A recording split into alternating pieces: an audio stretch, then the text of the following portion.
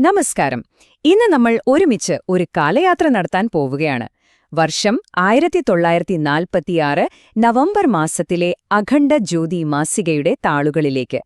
പരംപൂജ്യ ഗുരുദേവ് പണ്ഡിറ്റ് ശ്രീറാം ശർമ്മ ആചാര്യജി പകർന്നു നൽകിയ ഇന്നും പ്രസക്തമായ ചില ജീവിത സത്യങ്ങളിലേക്ക് നമുക്കൊന്നിറങ്ങിച്ചെല്ലാം.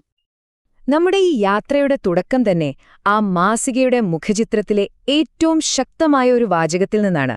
നന്മ ചെയ്യുക എന്നതാണ് ഏറ്റവും വലിയ ജ്ഞാനം. ഒറ്റനോട്ടത്തിൽ വളരെ ലളിതമെന്ന് തോന്നാം, അല്ലേ? പക്ഷേ ഇതിലാണ് യഥാർത്ഥ ജ്ഞാനത്തിന്റെ മുഴുവൻ സത്തും അടങ്ങിയിരിക്കുന്നത്. ഇത് വെറുമൊരു ഉദ്ധരണി മാത്രമല്ല, നമ്മൾ ഇനി അങ്ങോട്ട് മനസ്സിലാക്കാൻ പോകുന്ന വലിയ തത്വങ്ങളുടെയെല്ലാം ആണിക്കല്ലാണ്. അപ്പോ എന്താണ് ഈ ജ്ഞാനത്തിന്റെ യഥാർത്ഥ അർത്ഥം? കുറെ പുസ്തകങ്ങൾ വായിച്ചാൽ കിട്ടുന്ന അറിവാണോ അത്? അല്ല. ഗുരുദേവൻ നമ്മളോട് പറയുന്നത് എന്താന്നാല്, യഥാർത്ഥ ബുദ്ധി അറിവ് നേടുന്നതിലല്ല, മറിച്ച് നമ്മൾ നേടിയ ആ അറിവ് മറ്റുള്ളവരുടെ നന്മയ്ക്കു വേണ്ടി എങ്ങനെ ഉപയോഗിക്കുന്നു എന്നതിലാണ് എന്നാണ്. ശരിയാണ്. യഥാർത്ഥ ജ്ഞാനം വെറും ചിന്തകളിൽ ഒതുങ്ങി നിൽക്കുന്ന ഒന്നല്ല, അത് നമ്മുടെ ഓരോ പ്രവൃത്തികളിലുമാണ് ശരിക്കും തിളങ്ങുന്നത്. സ്വന്തം കാര്യങ്ങൾ മാത്രം നോക്കാതെ മറ്റൊരാളെ സഹായിക്കാനും അവർക്കൊരു താങ്ങാകാനും നമ്മളെടുക്കുന്ന ഓരോ തീരുമാനത്തിലും ആ ജ്ഞാനം പ്രകാശിക്കുന്നുണ്ട്. ചുരുക്കിപ്പറഞ്ഞാൽ അതൊരു നിസ്വാർത്ഥ സേവനത്തിന്റെ പാതയാണ്. ഓക്കെ, അപ്പോ ഇനി നമുക്ക് അടുത്ത ഘട്ടത്തിലേക്ക് കടക്കാം. അതായത് ആന്തരിക ശക്തിയുടെ നിർമ്മാണം. ജ്ഞാനത്തോടെയും ഒരു ലക്ഷ്യബോധത്തോടെയും ജീവിക്കാൻ ആവശ്യമായ ആ ഒരു കരുത്ത്, അതെങ്ങനെയാണ് നമുക്ക് നമ്മുടെ ഉള്ളിൽ വളർത്തിയെടുക്കാൻ കഴിയുക? ഒരു നിമിഷം ഒന്ന് ആലോചിച്ചു നോക്കൂ.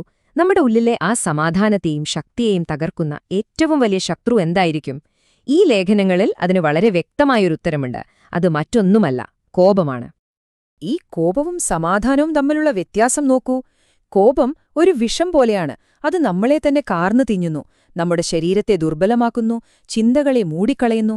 എന്നാൽ സമാധാനമോ, അത് നേരെ തിരിച്ചാണ്. ആരോഗ്യം തരുന്നു, ചിന്തകൾക്ക് വ്യക്തത നൽകുന്നു, നമ്മുടെ ആന്തരിക ശക്തിയെ 10 മടങ്ങ് വർദ്ധിപ്പിക്കുന്നു. അപ്പോ ഏത് തിരഞ്ഞെടുക്കണമെന്നത് നമ്മുടെ കയ്യിലാണ്. അപ്പോ മനസ്സിലേക്ക് ഇടയ്ക്കിടെ വരുന്ന ഈ നെഗറ്റീവ് ചിന്തകളെ നമുക്കെങ്ങനെ മറികടക്കാൻ പറ്റും? അതിന് വളരെ ലളിതമായ 3 സ്റ്റെപ്പുകളുണ്ട്. ഒന്നാമതായി, ആ ചിന്ത വരുമ്പോൾ അതിനെ വെറുക്കാതെ ഓക്കെ നീ വന്നോ എന്ന് പറഞ്ഞ് അതിനെ അംഗീകരിക്കുക. രണ്ടാമതായി, ആ ചിന്തയോട് തന്നെ ചോദിക്കുക, നിനക്ക് എന്റെ മേൽ എന്തധികാരമാണുള്ളത് എന്ന്. മൂന്നാമത്തെ സ്റ്റെപ്പ്, ആ മോശം ചിന്തയെ ബോധപൂർവം നല്ല ക്രിയാത്മകമായ മറ്റൊന്നു വെച്ച് റീപ്ലേസ് ചെയ്യുക. നമ്മുടെ ഉള്ളിലെ ലോകത്തിന്റെ നിയന്ത്രണം നമ്മുടെ കയ്യിൽ തന്നെയാണെന്നുള്ള ഒരു വലിയ ഓർമ്മപ്പെടുത്തലാണിത്. ശരി, അപ്പൊ നമ്മള് ഈ നേടിയെടുത്ത ആന്തരിക ശക്തിയെ എങ്ങനെയാണ് നമ്മുടെ ദൈനംദിന പ്രവൃത്തികളിലേക്ക് കൊണ്ടുവരുന്നത്? അതിനുള്ള വഴിയാണ് അടുത്തത്, കർമ്മയോഗത്തിന്റെ പാത. എന്താണ് ഈ കർമ്മയോഗം? വളരെ ലളിതമായി പറഞ്ഞാൽ, ചെയ്യുന്ന ജോലിയുടെ ഫലത്തെക്കുറിച്ച് അധികം ആകുലപ്പെടാതെ നമ്മുടെ കടമകൾ ഏറ്റവും ഭംഗിയായി നിസ്വാർത്ഥമായി ചെയ്യുക. അപ്പോൾ നമ്മൾ ചെയ്യുന്ന ഓരോ ജോലിയും ഒരു ആരാധന പോലെയും ഒരു സേവനം പോലെയും മാറും. ജീവിതത്തിൽ നിന്ന് ഒളിച്ചോടാതെ തന്നെ, ജീവിതത്തിന്റെ ഭാഗമായി നിന്നുകൊണ്ട് തന്നെ ആത്മീയത കണ്ടെത്താനുള്ള ഒരു പ്രായോഗിക വഴിയാണിത്. ഈ കർമ്മയോഗത്തിന്റെ അടിസ്ഥാന തത്വങ്ങൾ ശ്രദ്ധിച്ചാൽ നമ്മുടെ ജീവിതം തന്നെ മാറിമറിയും. ഒന്നാമത്തേത്, ആഗ്രഹങ്ങളുടെ പിന്നാലെ ഓടുന്നതിനു പകരം നമ്മുടെ കർത്തവ്യങ്ങളിൽ ശ്രദ്ധ കേന്ദ്രീകരിക്കുക. രണ്ടാമത്, ഫലമെന്താകുമെന്നാർത്ത് ടെൻഷൻ അടിക്കാതിരിക്കുക.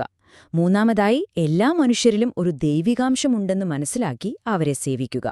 ഓർക്കേണ്ട ഒരു പ്രധാന കാര്യം, ഇത് കർമ്മത്തിൽ നിന്നുള്ള ഒരു ഒളിച്ചോട്ടമല്ല, മറിച്ച് കർമ്മം ചെയ്തുകൊണ്ടുതന്നെ സ്വാതന്ത്ര്യം നേടലാണ്.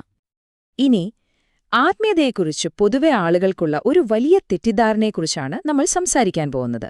എന്താണ് യഥാർത്ഥത്തിൽ ഈ വൈരാഗ്യം എന്ന് പറയുന്നത്? ഗുരുദേവന്റെ ആ വാക്കുകള് ഒന്നുകൂടി ശ്രദ്ധിക്കൂ. വാസനാവും കോ ത്യാഗോ സംസാർ കോ നഹീം. അതിന്റെ അർത്ഥം, നിങ്ങളുടെ ആഗ്രഹങ്ങളെയാണ് ത്യജിക്കേണ്ടത്, ലോകത്തെയല്ല എന്ന്. എന്തൊരു ശക്തമായ സന്ദേശമാണിത്, അല്ലേ? ആത്മീയത എന്ന് പറയുന്നത് ഉത്തരവാദിത്തങ്ങളിൽ നിന്ന് ഒളിച്ചോടുന്ന ഏർപ്പാടല്ലെന്ന് ഇത് വളരെ വ്യക്തമായി പറയുന്നു.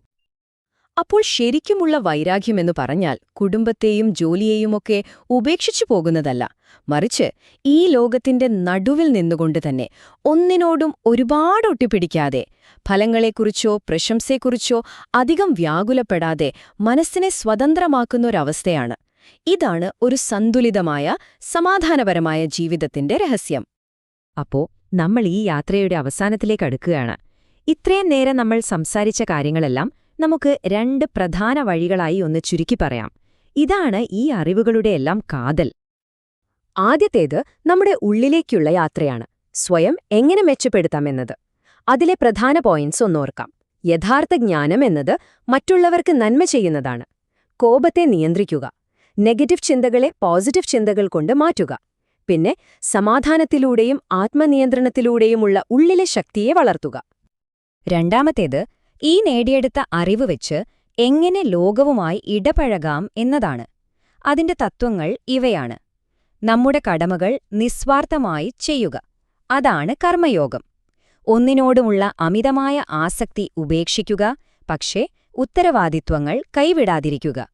ഒരു ഗൃഹസ്ഥനായി ജീവിച്ചുകൊണ്ട് തന്നെ സന്തുലിതമായൊരു ജീവിതം നയിക്കുക. പിന്നെ മറ്റുള്ളവരെ സേവിക്കുന്നത് ഈശ്വര സേവയായി തന്നെ കാണുക.